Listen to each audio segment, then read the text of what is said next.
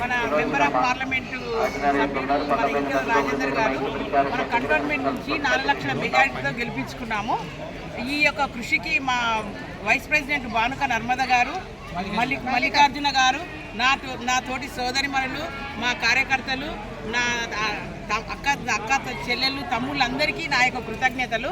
ఇంకొకటి ఏంటంటే ఈటెల రాజేందర్ గారు మా యొక్క కంటోన్మెంట్ గురించి మీరు చాలా శ్రద్ధ తీసుకొని మా యొక్క సీతారాంపురంలో మేము ఎప్పటికీ వర్షంలో మునిగిపోతూ ఉంటాము.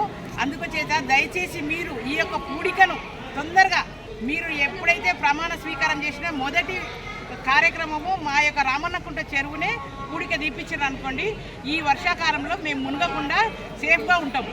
ఎందుకంటే మీరు ఈ పెద్ద పార్లమెంట్ ఇది మల్కాజ్గిరి పార్లమెంట్ అది మా కంటోన్మెంట్లో వచ్చినందుకు మాకు ఇంతకుముందున్న ఏ ఎంపీ మాకు పని చేయలేదు. ఇప్పుడు మీరు తప్పకుండా మా యొక్క రామన్నకుంట చెరువు పూడిక తీసి ఇక్కడ ఉన్న ఈ 10 కాలనీలు మళ్ళా స్లమ్లు అందరినీ కాపాడాలని కోరుకుంటున్నాము.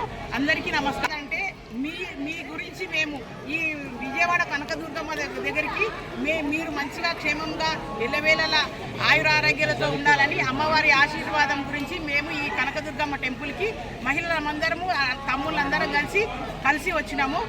మీ అందరికీ నమస్కారం.